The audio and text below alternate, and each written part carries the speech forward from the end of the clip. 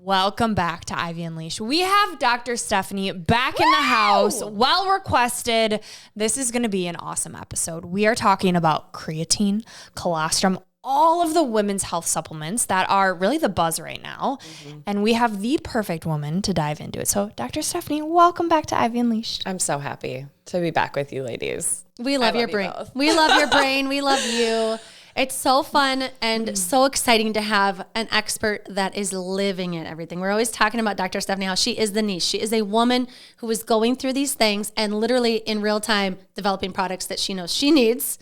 And then she's in Target now. Congratulations. Yes, thank you. That was in between since the last time I've seen you ladies. That was a huge launch. We have our colostrum and GLP Wonder, the natural GLP-1 booster, and our GLP-1 buddy in Target. Yes. Oh, and so if you didn't hear her last episode on GLP-1s, it's so interesting to listen to and learn what is GLP-1, why is everybody wanting to take it, what does it do, what are the risks, all of that. So please go back and listen if you did not already. Yeah. And if you want the benefits of it, your body naturally produces it. And so Dr. Stephanie's supplements help you aid in that production, which is mind-blowing and super cool. So everyone can get the benefits. Andrew and I have also started taking the supplements, and now we have that real-life testimony, which is amazing. But Dr. Stephanie, we're doing something new this season. Right off the bat of the episode, we want to leave people with value. So if people can only tune in for a few moments, a few minutes, what is something that you want to share with them? We're going to dive more into it in the episode. Yep. But if you could leave them with something right now, what would it be? Yeah, I would say just following the outline of what we want to talk about today, 3 quick things. One, like you said, we all make our own GLP-1. And I think I was surprised. I was down in Texas the other day and the Uber driver's like, what's GLP-1? Because obviously I was talking about GLP-1 in the Uber. And I think still people don't understand. When you hear this Ozempic craze, Ozempic is GLP-1. So as you're getting more information on social media, you're seeing things about it, think of like that Ozempic is GLP-1.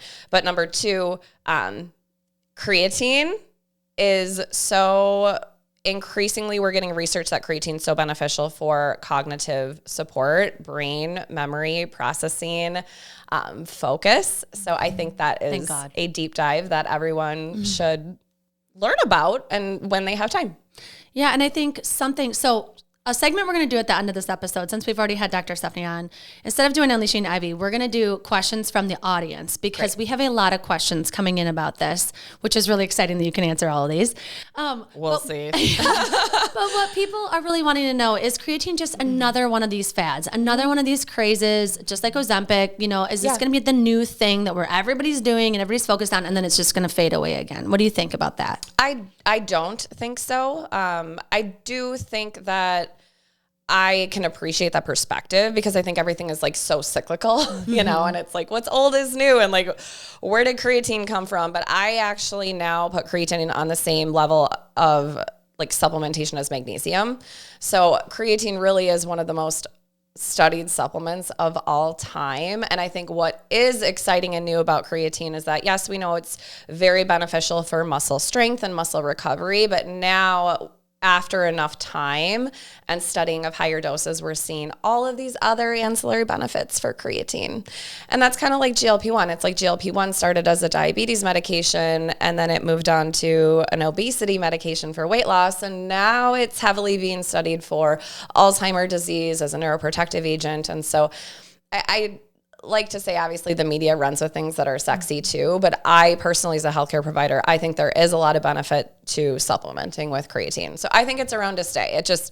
It may lose some traction, but I still think it's important to take. Yeah. Can we talk about what it actually is? Yeah. So creatine, it essentially all of us make creatine. So if we look at like our muscle cells, especially is the easiest thing to talk about, we have phosphocreatine in our muscles. So our liver makes some creatine, our brain actually makes some creatine. We get creatine from our diet. It's not protein, but it is present in a lot of like, as you'd expect, right? Steak, chicken, we see people who follow vegan diets or vegetarians actually don't get any dietary creatine. So it would be especially important for a vegan or vegetarian to supplement with creatine. But in our bodies, this phosphocreatine literally helps unload ATP, which is the energy currency of our cells, into muscle cells to give your muscles energy. And in the same way it does that to your muscle, it does that to your brain. So it can help with firing of neurons. Just think of like ATP is energy and it unloads one of those phosphates. It's like a carrier for it. So creatine, all things good, helps increase energy in essentially all of the cells in our body, but especially muscle. I love it. Thanks for explaining it that way, because I remember like 7th grade biology going through this and thinking about this and thinking of something that gives you energy through your body and your brain at the same time. But what I'm thinking about, you know, like in the 90s, everybody had these creatine jugs on their fridges, right? And it was the men that wanted to bulk up. Yeah, and it's the women that, it's still with strength training, Brooke and I, it drives us crazy because we're really pushing strength training for women. But women are still afraid of getting bulky, and creatine is one of those things that they see the bulky guys taking it, so they're afraid they will look like that. Do you feel like you get that same response with protein? Not as much. Yeah. I think it's become more normalized to hate your protein. Yeah. The benefits are being talked about in a way where it is more than just getting muscular. Right. It's energy. And so you can think that same way with creatine. Or it's weight loss. It's like ditch the carbs, eat the protein for weight loss. So that became sexy. Protein became sexy, I feel. And people can get it through their food and don't have to supplement. Right. And I feel like if you throw like a picture of a Victoria's Secret model that's strength training on the screen, and you're like, she takes creatine, you're like, oh, that's not the perception that I have. And so that's why I kind of bring that up. I feel like people so quickly say like creatine is for bulking, but it's like, well, you could say that about protein too. And that's not necessarily the case. I think if I could like summarize, if we're looking at muscle, so like we'll talk about brain and other stuff here shortly, but if we're looking at muscle, like I like taking creatine before a workout because I get more out of my workout. It's like a cheat code. It's like you, especially on higher reps, like maybe I think the studies show not in like your first or second rep, but in your third, fourth, fifth rep, you're able to do more. And so you're getting more out of your workout, even in a smaller amount of time. So it's like you can really maximize your fitness results with creatine, building that muscle strength, but then also recovering faster because there's a generalized anti-inflammatory effect from creatine too.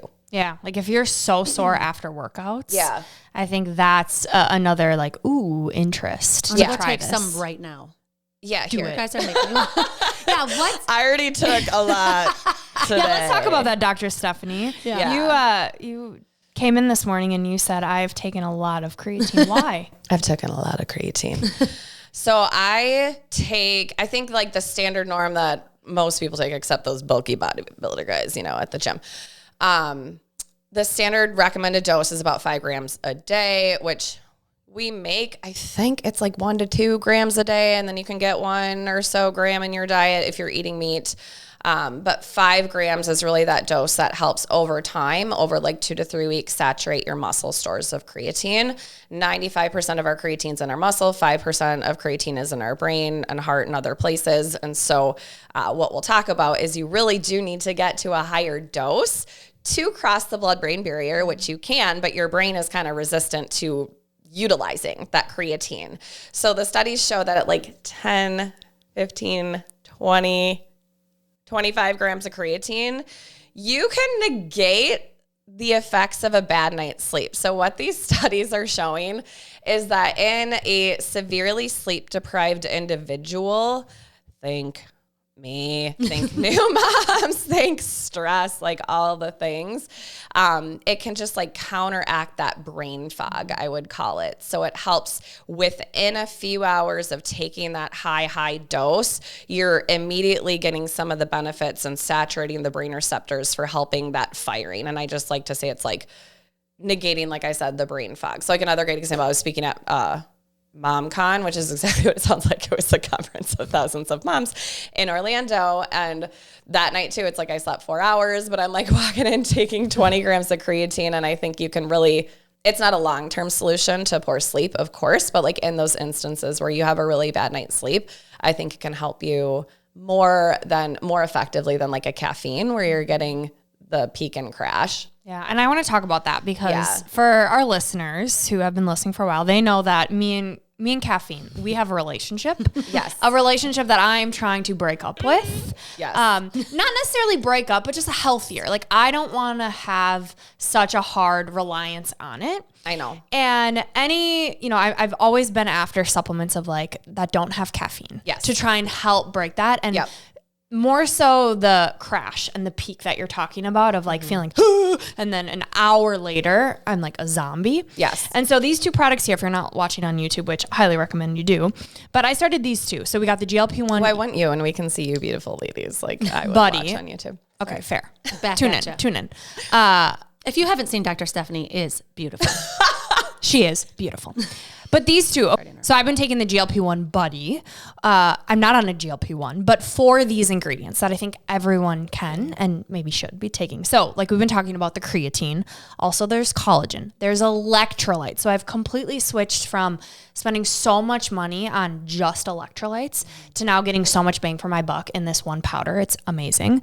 But also digestive enzymes. So all my gut health girlies, listen up. And then vitamins. Yes. And then the superfruit energy. So these together, the superfruit energy has B vitamins, which help with energy. And then the ADP. You have coined this.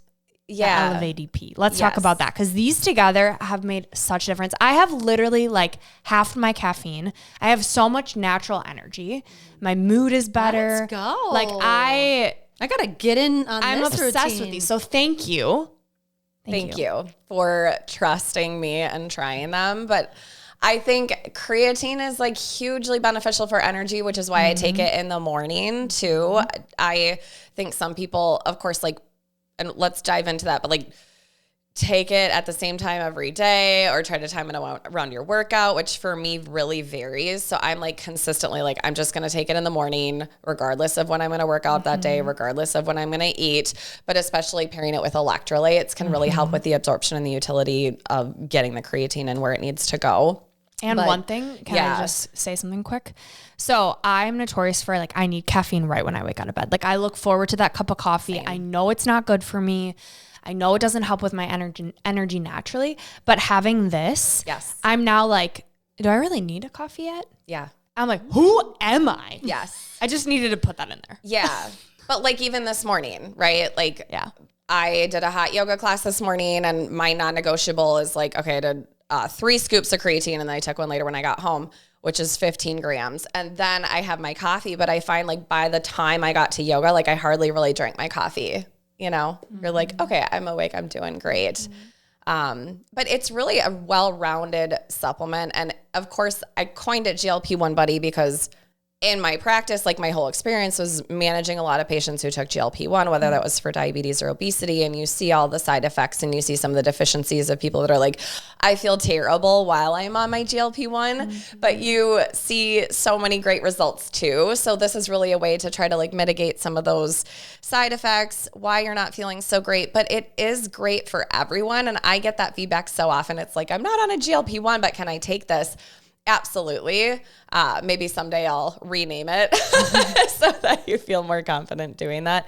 But this Superfruit Energy, this is a really, fun product near and dear to my heart too, because I do also like, I love caffeine. And when I was pregnant and when I was nursing for both of my girls, it's like, what can I take to help give me some energy?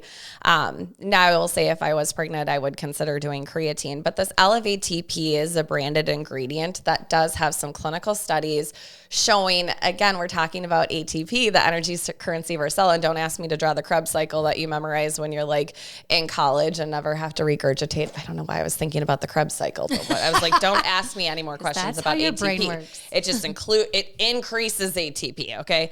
But that's especially helpful for fighting generalized fatigue, but also, again, with like workout recovery.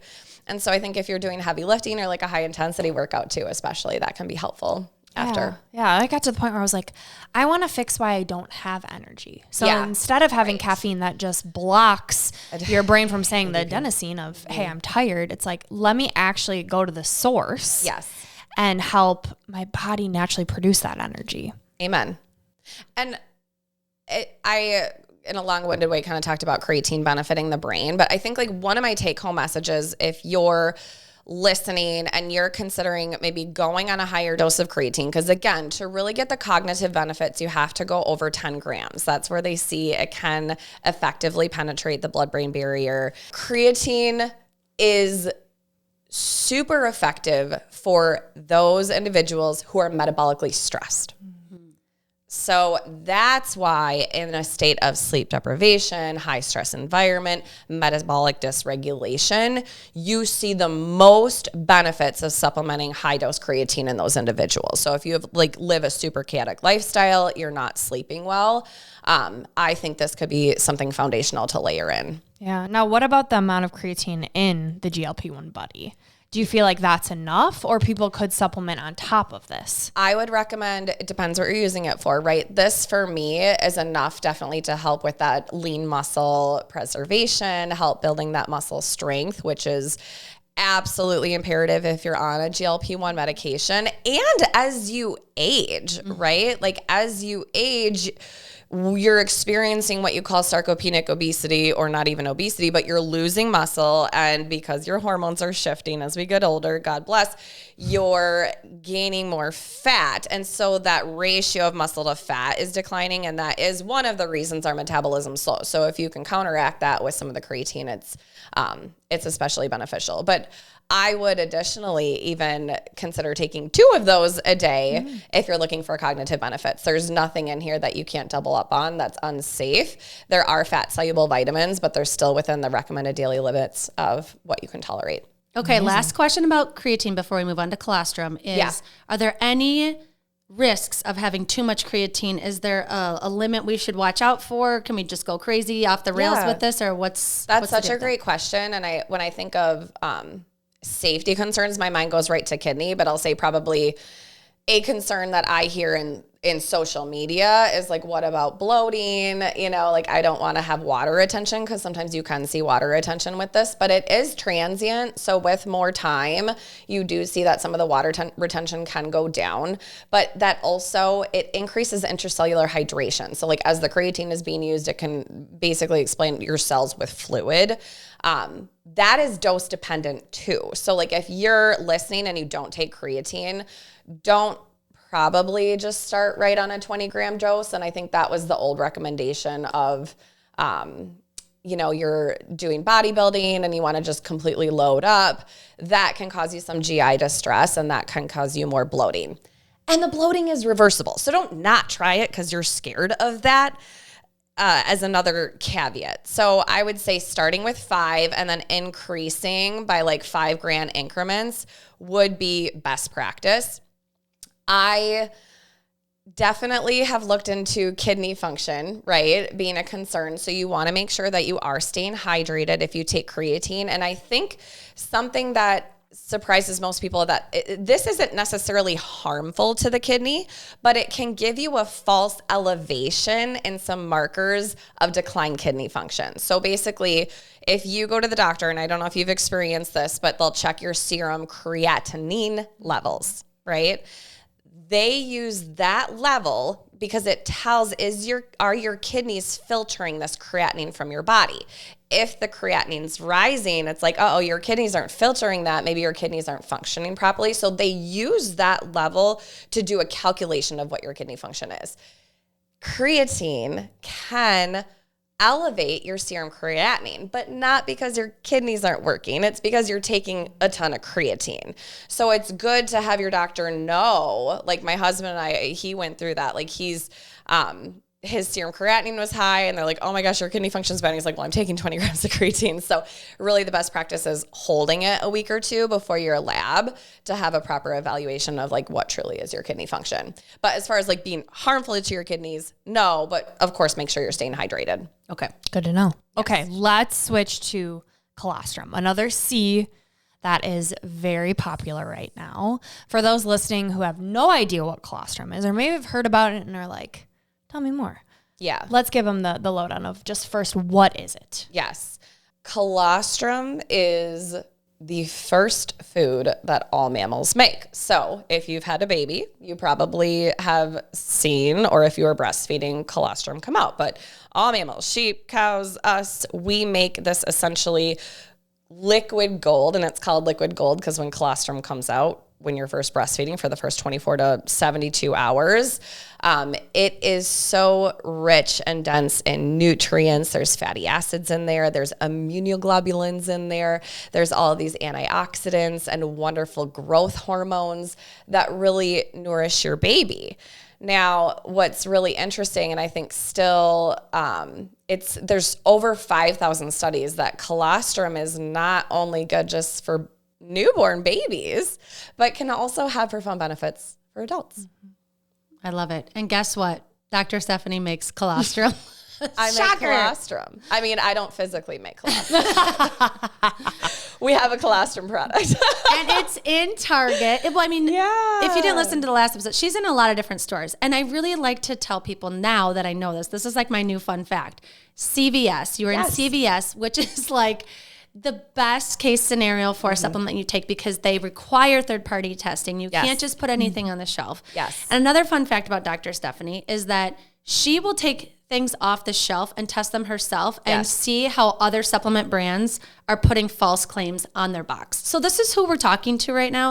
And I think it's really important. It makes me feel like I can trust you even more. Yeah. And I'm excited that you're in more stores because we need brands that have this type of integrity. Yeah. Yeah. And I appreciate that comment because I think, it's when you look at the sea of supplements, so many of them are there because they have like celebrity-backed endorsements or just they have great marketing or they have multi-billion-dollar marketing budgets that they have all these fake UGC testimonials, and it's just really hard to believe. And I think what I feel so proud of and like what I'm motivated by is that these retailers have invested in us as a brand, right? Like they're like, okay, you've got here because simply you just have good formulas and people are following you. And my goal for this next year is really just to provide value in the community on healthcare because I want you to know that anything that Dr. Stephanie makes is going to be third-party tested. Like you said, it's going to be backed by clinical research and not just the ingredient, but the dose that you're taking. And creatine is one of those that is so adulterated and mislabeled. Like you really have to know, am I getting 5 grams of creatine? Like, is anyone third party testing this? And then you have just different dosage forms. Like gummies may be better than nothing, but you're really not getting the best absorption of creatine in a gummy probably. But colostrum, our colostrum is really special. Like I said, colostrum is the first milk that all mammals make. But you think about supply chain of that. So where does our colostrum come from? Where does all the colostrum that you see out in the supplement market come from? It comes from cows, right? Okay. Sometimes comes from sheep, which is interesting because sheep colostrum is actually more biosimilar to human colostrum. And so there's a desirable effect there. However, the bad thing about not bad, but the not great thing about cow colostrum is it isn't a total match to human colostrum. So about half of that cow colostrum has proteins, peptides that your body doesn't recognize. And that can actually create a pro-inflammatory response. So there's a lot of women, even like myself, that I'm like, I can't take colostrum because I get really bad gas, stomach upset. It's actually worsening inflammation in my gut. Our colostrum, we have partnered with Myolac, which is a company that uses AI technology to filter the colostrum so that it's only containing the glycoproteins and peptides that match human colostrum. Ooh. So it's essentially like purified and biosimilar, about 95% biosimilar to human colostrum, so that your body really recognizes it and can utilize it. And what are some of the benefits of colostrum? Why are people obsessed with it right now? Biggest one is gut health, right? Especially when you look at the space of leaky gut syndrome. And why is that? Well, whether you're a newborn or an adult taking colostrum, but especially like newborns are born with permeable gut membranes. And literally what colostrum does is it seals those barriers. And it can do that in us. So even if you weren't breastfed as an infant and didn't get the colostrum, you can still get those wonderful benefits now. But it can seal our gut. It can seal mucous membranes, and that's why it's also so effective for immunity. I think this is interesting, so I want to say it on your podcast, but I'm not promoting this in context with our product. But if you just listen to some general information about colostrum, there are some studies that show it's 3 times more effective than the flu shot at preventing the flu. Wow. So there's a lot of people that are like, this is my swear by immunity ingredient too. So gut health, leaky gut syndrome, just overall digestive wellness, bloating, regularity and constipation, immunity.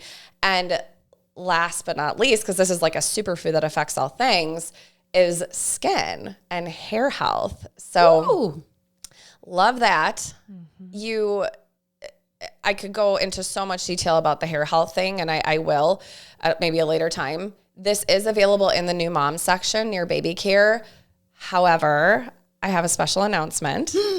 This is also going to be coming to General Vitamins at a major retailer in April. So that's going to be a huge launch for us, depending on when you're watching this. I think my favorite thing about colostrum for women is I look at 3 different cycles of a woman's life. I look at their fertility years and your cycle, and here's your luteal phase after ovulation, your estrogen, your progesterone are coming down. Here's your postpartum phase where your estrogen and progesterone have literally plummeted after being super high. And then here's perimenopause and menopause when also your estrogen and your progesterone are dropping. And during those seasons, your body is in a pro-inflammatory state. It's more susceptible to infection, autoimmune disorders, especially in postpartum. We see maybe new moms, or in perimenopause, you're being diagnosed with Hashimoto's and low thyroid, right? Your hair is falling out. Your hair follicles go into shock from that hormone imbalance. Your skin is maybe breaking out. Your gut health, especially like aging, your gut microbiome completely shifts during perimenopause. And to me, it's like colostrum is this perfect superfood to help negate the negative impact of those hormone transitions that are mirrored during the luteal phase, during postpartum, and during perimenopause. And so I think, yes, we started in mom care and baby care, but it is such a wonderful superfood for all women through all stages of life. Oh my gosh. The person that I know is listening, and Brooke knows is listening. Yeah. How you just explained that is perfectly graspable. Like, yeah. Okay, sorry. Go for it, Brooke. That was good. You're crushing it. 4 hours of sleep. Thank God for that creatine. You might not know this, but Dr. Stephanie is on 4 hours of sleep, and I don't even know how your brain can be functioning right now. Obviously, creatine is helping you, but the way that you explain things is so graspable. I just want to send you some gratitude that I know the women that are listening, that this is the information they're looking for. They want to hear from someone that is accredited, that does the research, that's in the field, that's not just trying to promote their products. I guess we're talking about them, but you're literally creating them in a way that will actually work because you're using them. I was so excited to come here today. I was like, nothing is going to stop me. Creatine has got me. And you know, whatever state you're in, you're welcome here. And I think sometimes the more loopy you are, we're getting the real you. Yes. And it's appreciated. Thank you. So thanks for still showing up, even on 4 hours sleep. We love you. Thanks, but I want to go back to colostrum real quick. So yeah, a lot of the benefits you're explaining remind me of a probiotic. Yeah. And what you hear, you know, why probiotics are beneficial and the marketing behind them. So can you talk about maybe the difference between the two, and should people take both? Why or not? Why not? Well, I would say they're completely synergistic to each other. They do have completely different functions. Of course, like a probiotic, right? Starting with gut health as a foundation is going to bleed into your brain health, your skin health, your hormone health, everything. But really, probiotics are helping shift the flora, right? And the microbiome in your gut. Whereas, like I said, colostrum is lowering inflammation. It's helping seal up those barriers. And it essentially, like, I would call it, fortifies your immune system, giving you those growth factors. So you're getting also regeneration of some of your tissue and that tissue repair. So they work really well together. Great question. Okay. What about new product idea? What about cravings? Because I know when our gut is off. All right. So for right now, I am treating SIBO. And so I'll have like these crazy cravings. And I know it's the bad, quote unquote, bad bacteria. So I have dysbiosis. So too much bad bacteria, right? Our gut, for those listening, should be a mix of good and bad. And I've got a little too much bad. And so they feed off of sugar. Right. So I always have those cravings. Yeah. So I'd love just to talk about that for women who are like, how do I help with these crazy cravings? We've heard protein, water, but what would you say, being you and having your brilliant mind? Oh man, I think it's so hard to have just one answer to that. And you just said one of them, in that I think dehydration is actually an incredibly, it's not given enough credit. Like if you're hungry and you just drink, especially though it's like you want something sweet because you are craving something, that's where like I love having a flavored electrolyte, but good for you option. And after I chug one of these, because I'm so hungry, it just like settles that and calms that. And it gives me that little bit of a sweet fix. What I think a lot of people don't realize too is that, like, of course we can talk more about GLP-1, but it's a blood sugar dysregulation too, and an insulin dysregulation. And we talked about that a lot last time. But again, remember everyone to think of this outside of just the context of diabetes, and really looking at the high glycemic foods and how they're causing inflammation in our system and how they're causing this feedback loop. It's like you eat carbs and sugar, that increases insulin. Insulin is a fat storing hormone. Insulin increases inflammation. Insulin also, as it's dropping, then makes you crave more sugar, and your blood sugar can actually dip a little lower than normal. And that's when you really go into that like vicious craving. And then you eat more sugar to get out of it. And you can see how it really becomes a vicious cycle of fat storage and cravings. So I think really paying attention to carbohydrate and sugar consumption is huge. If you are hungry 3 to 4 hours after eating, you probably didn't get enough protein at your meal, and you guys preach that more than anyone, right? And you understand that. But I think, that's hard. It's hard to do, and it's hard to hit those goals, but it does make a difference, and it makes a difference more truly than any supplement that you're ever going to take. Like, you have to pay attention to what you're eating. And I think you have to know what is your baseline. Like, I think people are overestimating or underestimating what they're eating. They're underestimating the protein. They're overestimating or underestimating, I'm eating a handful of nuts, or I'm grazing, or like I don't need to count that little thing. But it's like, 200 to 300 calories a day makes a difference. And as some of that is sugar, the type of nutrient counts in your cravings. So for someone who feels like they're stuck on that loop, would you recommend they start tracking their protein? Would you recommend they start with the good old GLP buddy? Like, what advice would you give someone who's like, I just need one thing to do because I am stuck on that hamster wheel? I would, one thing. We'll start GLP Wonder for sure. Because I think sometimes the lifestyle changes can be the hardest. And if you implement something that makes them a little bit easier, you can plant like a seed of hope in somebody. And this seed of hope and seeing I'm a little less hungry today, can create such a powerful snowball effect that like one day of having less cravings makes you believe. And then the next day you're like, I'm going to take GLP Wonder again.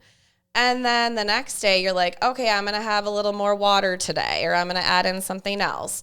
Or the next day, right, baby steps, like I'm going to tackle my sleep. So I think it's like picking a couple things at a time, because it's easy to get overwhelmed in this world of everything that you should do. We talked last time about the food noise, right? Yeah. And this is just one of those things, like the people that are listening, it's not like this is your first time trying to change something. Yeah. You have struggled with sugar intake for decades, like me. I'm talking about myself, okay?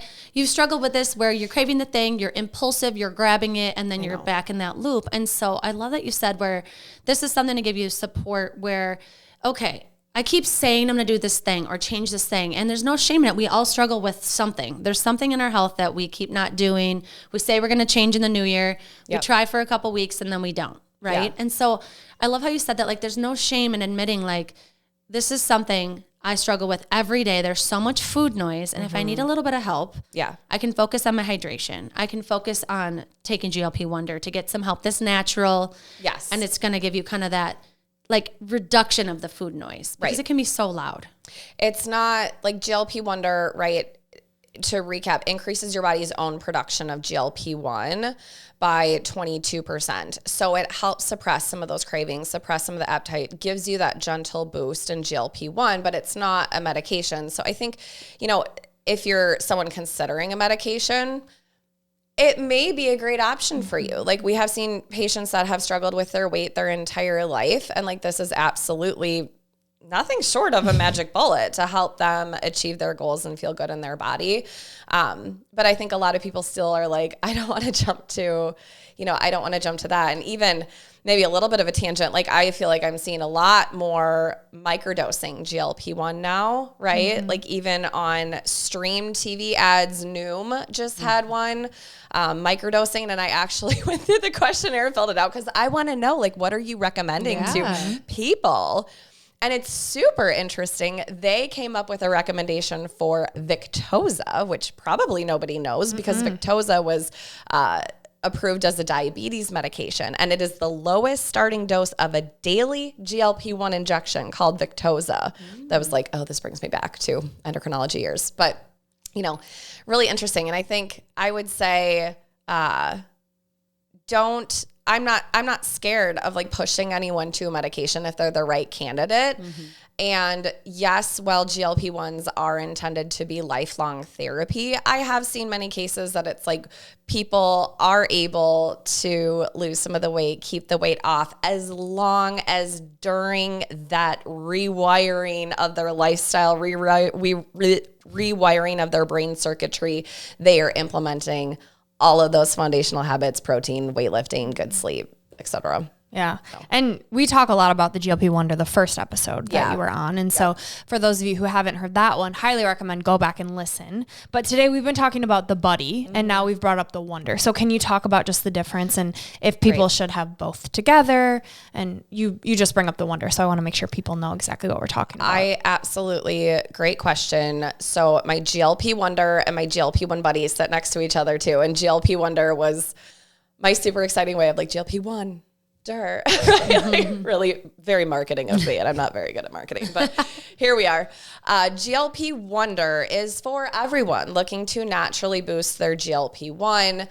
I don't want to call it like an alternative to Ozempic, but it basically is trying to give you some of the benefits of a GLP-1 medication to reduce appetite, reduce cravings.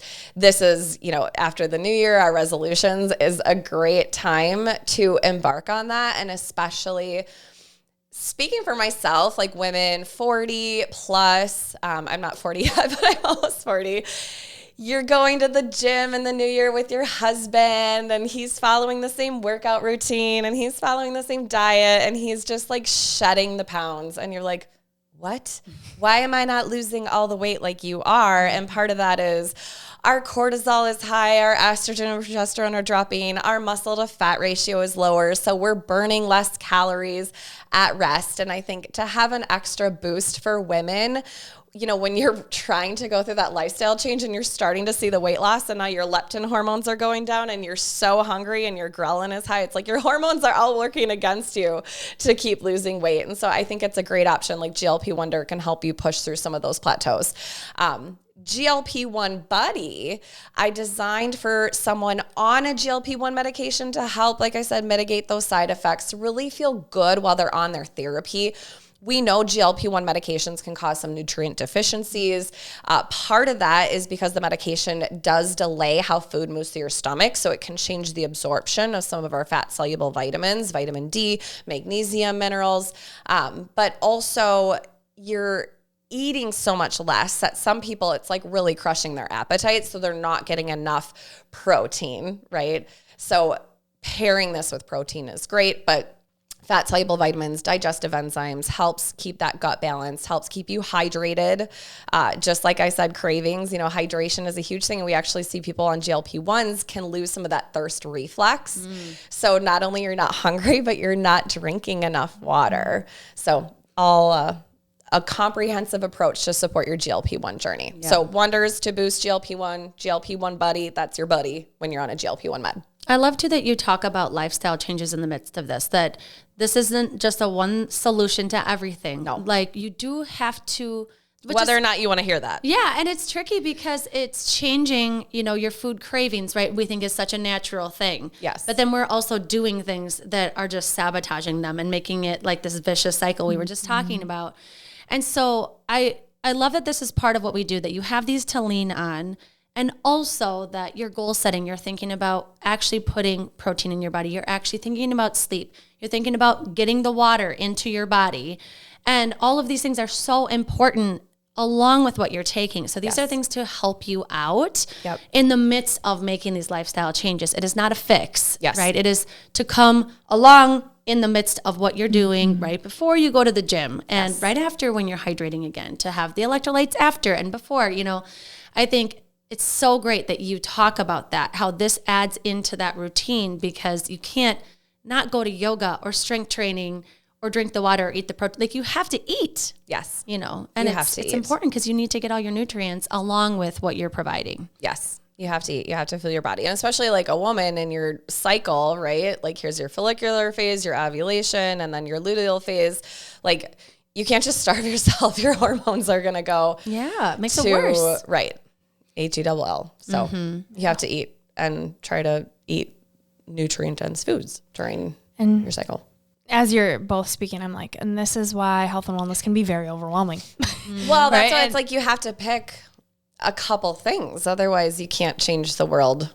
Yeah. And just one day. Speaking from experience, because I am not, like when Brooke and I started this business, I'm like, I'm not going to be taking all these supplements. I don't want, whatever. Yep. And now I'm in a place where I need to. I'm deficient in magnesium. So I started with one thing, and it was magnesium, and it was a game changer. And now I'm like, okay, I see that taking a pill is not the devil. Like, I was like so against it, but it was like, my sleep's better. I manage stress better. I stopped losing hair as much. Like, I think it just kind of evened everything out. Yeah. And then now I'm taking the colostrum, and I'm like, okay, I want my hair to grow back. I want to feel better. And I know the benefits of it now. And so I think easing into this is so important, because it can be so overwhelming. And especially if you're like me and you've got like, I don't want to buy anything and I don't want to have to take anything. It's just putting it into your routine and then just noticing one at a time how good you can feel. Because that's the ultimate goal, is to feel better. You just, as you were saying that, led me to, maybe I should save this for my like takeaway recommendation for you guys, but you don't know what you don't know. Last time I was here, I told you this. I had just had like a functional health report and labs done, which blows my mind that like if I call my OB or general doctor, like, you don't need that lab. And so I think you have the emergence of all these companies doing online lab work. And with that comes the good and the bad. But I think it's great for you to help like understand and take your health into your own hands. My magnesium was low. My zinc was critically low. Oh. For the first time ever, I had presence of antibodies for like Hashimoto's. And now my thyroid is like back in the optimized range. But I had taken magnesium on and off. And you guys asked like, what's your stack, Dr. Stephanie? And I'm like, on and off magnesium, So I restarted. I'd take magnesium bisglycinate at night. I love my Thorne brand. That's like one of my favorite brands. If it's something that I don't make, I trust them.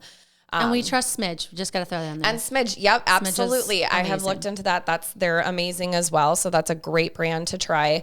But I started a zinc supplement. I started a selenium supplement, 200 micrograms a day, that has great evidence for thyroid health. And I think to your point of, I don't want to like take medications or I don't want to take supplements. And I think that's valid. And like, you should know what your baseline is. So everyone is different. Like I'm going to benefit differently from this supplement than you are if your baseline level is low and deficient. And unfortunately, we don't get a lot of these things from today's diet. And we have a lot of things in our world that bleed toxins into our life. And so I think it's important to support with lifestyle and with supplements to like support our detox pathways. But it's eye-opening. Something we don't talk about enough is the quality of food. Like, I know you're eating fruits and vegetables. Yes. And sure, you're trying organic, but it's like, the quality of our soil is something that is depleting the nutrients in the food. And so it's such a tricky thing because you don't want to take supplements. You want to get it from food, but it's not as bioavailable as it used to be. So it's just...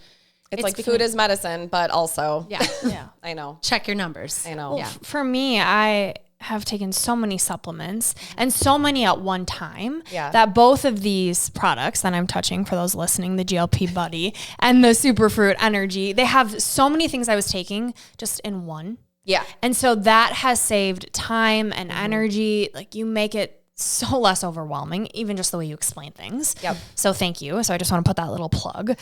There's so many questions we could ask you, because it can be very overwhelming when we talk about supplements. And your perspective, what I love about you is both Eastern and Western medicine, right? We're talking about the lifestyle habits and the supplements and the medication. So if we have these questions, our listeners have 1,000 more. And we took some questions from them. We asked the audience. So this is going to be our rapid fire questions from the audience segment that we're really excited. Awesome. Are you ready, Dr. Stephanie? I don't know. We're going to find out. Will you just set this over there? Okay. First question for creatine, powdered versus gummy, thoughts? Yeah, I think that's a great question. I think there's a scale. I do think powdered is the best. I think powdered is the best for absorption and utility in the body, and creatine monohydrate is the most studied, but there is a creatine like micronized form that can help. It's very, very fine powder that's supposed to help reduce some of the bloating. However, I think my beef with the gummies is that there has been studies that have came out on the gummies, and a lot of them are underdosed and don't contain what they say they contain on the label. And the gummy process uses a very high heat formulation. And so sometimes the creatine becomes denatured in that process. However, if you're not someone that's taking creatine and you're not ready to take this like unflavored creatine powder, which you can't taste, by the way, like I can't take collagen. I hate taking collagen, but I like it in this. But the creatine mix is great. Like, you just can't tell it's there. The gummies are a great segue to give you some creatine in your diet. So I'm not like, they're not bad. I'm just saying, if you're going to pick the most effective form, I would say powder. Yeah. Best, better. Yeah. Better, best. Right. Yeah. Okay. This question's funny. Food cravings. Eating like a freaking psycho the day after drinking. What's up with that? Yeah. So, oh my gosh, so many things, right? Part of it is your brain is dysregulated, literally. Like, your GABA is so much lower, and that also means your cortisol is higher, and that cortisol increases your ghrelin hunger hormone. So part of it is through your brain pathway, but truly, because your cortisol, because your ghrelin is elevated, that makes you more hungry. Also, you are more insulin resistant in that state, in the same way as if you're sleep deprived. So when you do eat food, you're having more insulin and blood sugar swings than you would otherwise. Great. What about before your period? Same. You're more insulin resistant in your luteal phase, which is why you have to be cognizant of, avoiding or reducing high glycemic index foods during that time period.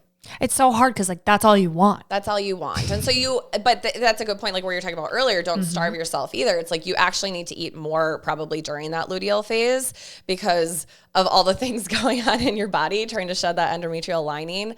But the quality of the food really needs to be there. So, sweet potatoes, if you're going to have carbs, like, really trying to be mindful of that, because you're insulin resistant, you're going to have more fat storage from any insulin swings.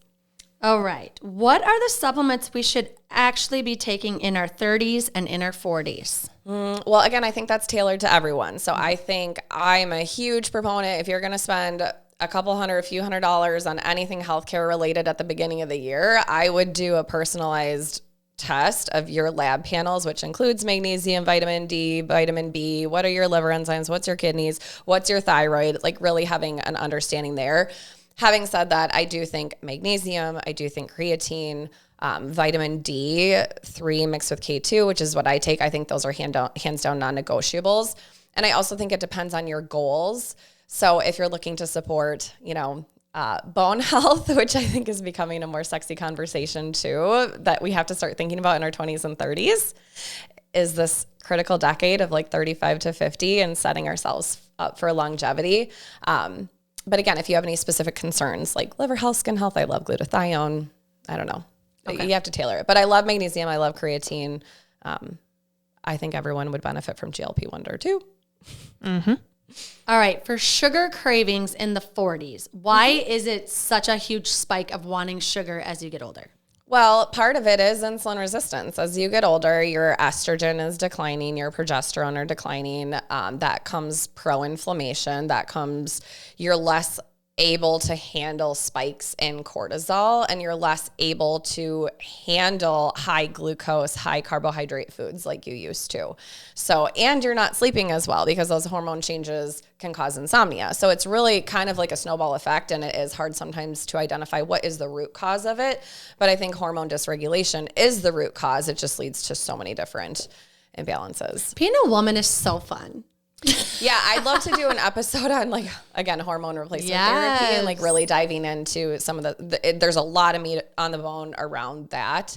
But I think if you're a woman over 40, every woman over 40 should have a meeting with a physician or with a healthcare provider that is informed about HRT, and to be able to make an educated decision about whether it's right or not for them. But I think everyone should have a consult and understand it. Okay, cool. All right.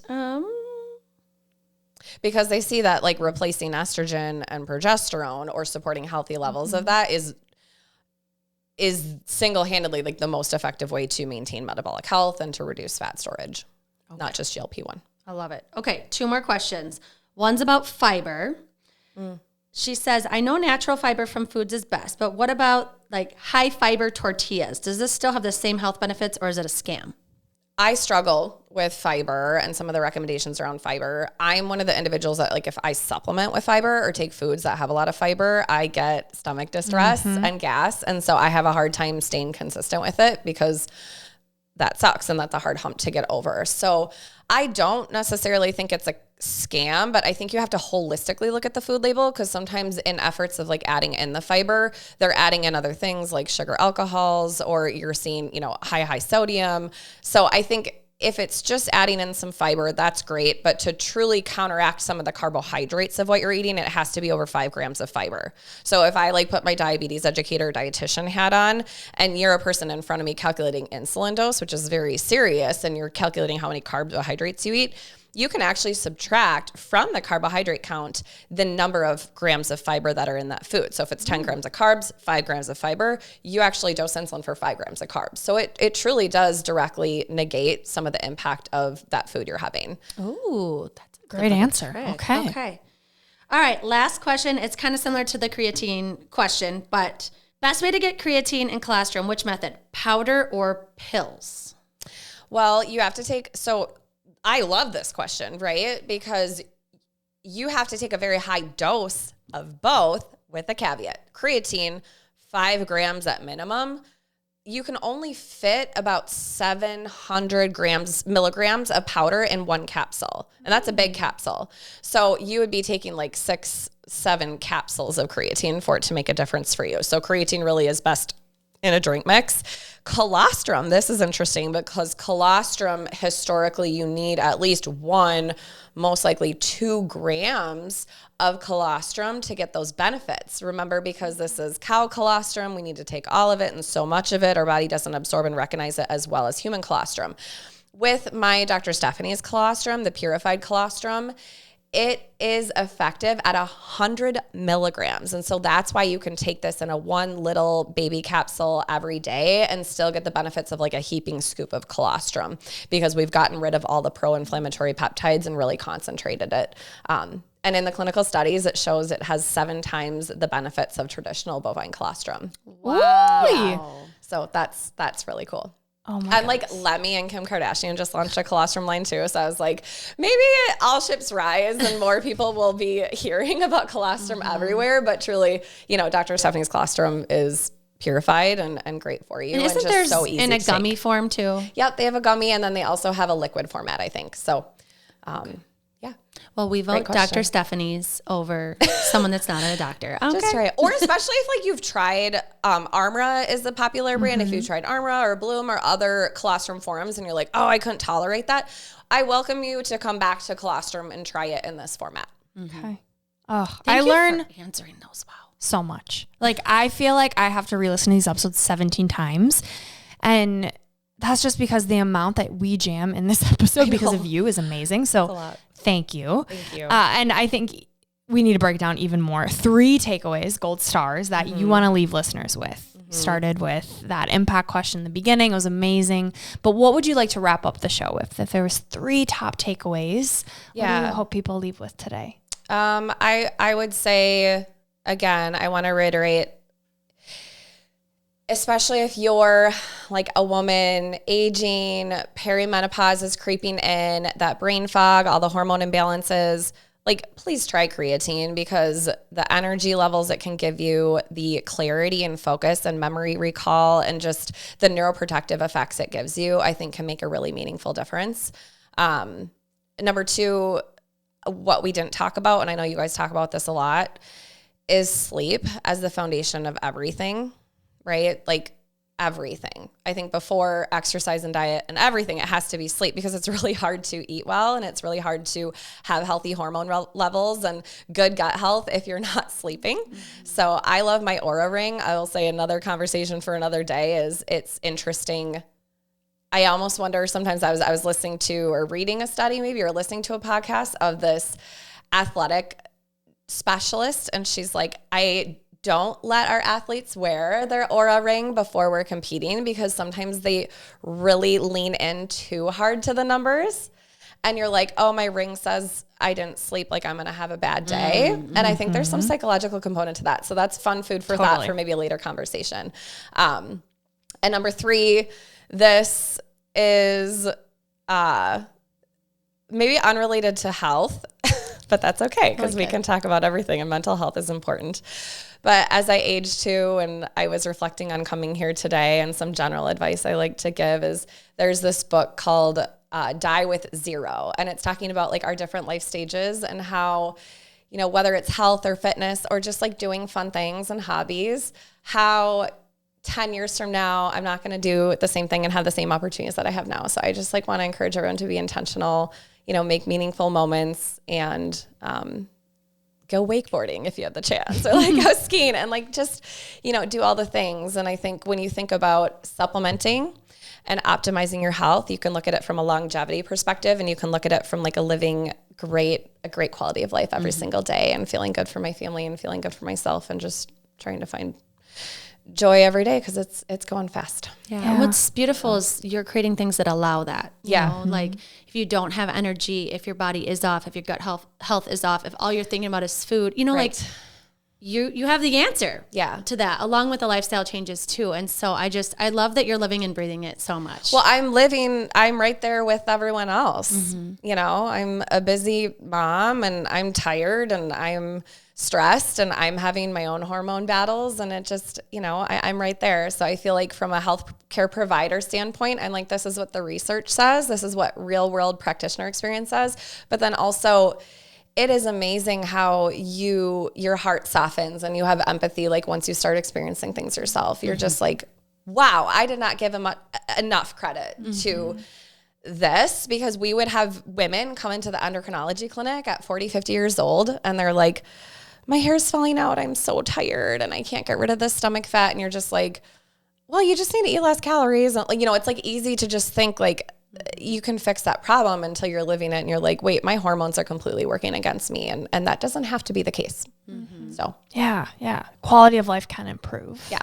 And you have generously offered our listeners a amazing code. Yes. Do you want to gift them and share? Please use code GOLDIV30 for 30% off your order. Everything, anything, ongoing. I want everyone to try these products, and we have a money back guarantee, a 30-day money back guarantee. So if you're not satisfied, but go on our website, because you can use that code. But as always, you can find us at Target, Walmart, Walgreens, CVS. So. She's everywhere. drstephanies.com, GoldIV30. Use it, and then let us know what you love about it, because we're using it too. And it's so fun to see how it can change your energy level. And Brooke can't stop talking about the superfruit energy. Yes. I need to try it.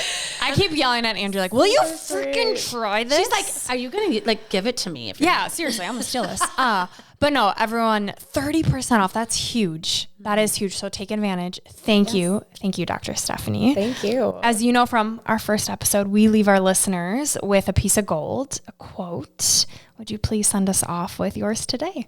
You are stronger than you think. This is Gold Ivy signing off. Listen to your truth and go chase your gold. Oh my gosh. After last time when you guys asked me that, I was like, wait, I